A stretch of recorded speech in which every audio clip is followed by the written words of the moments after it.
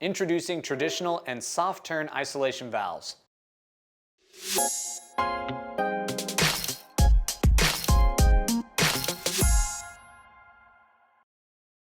Welcome back. I'm Frank with Easyflex, and in today's video I'm going to introduce you to our traditional and soft turn isolation valves.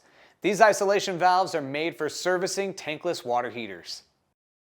Easyflex offers two types of valves for tankless water heaters: a standard traditional ball valve and a ceramic disc type, which we call soft turn. Both types of valves have either a 3/4 inch FIP or sweat connection and are NSF 372 compliant for being lead free. They also have an integrated drain and purge port with a cap.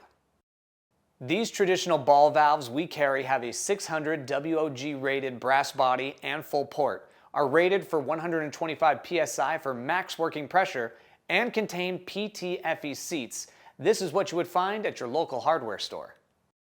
On the other hand, we have the Easyflex soft turn isolation valve. This valve was designed to eliminate mineral buildup due to hard water.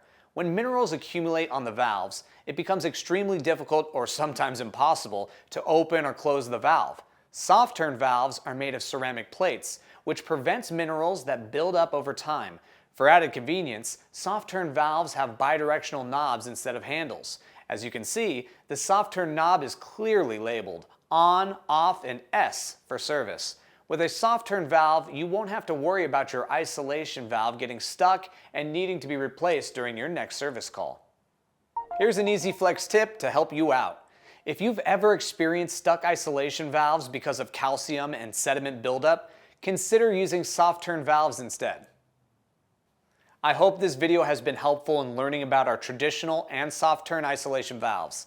Links for each item are in the video description below, and if you still have questions, our support line is open during business hours.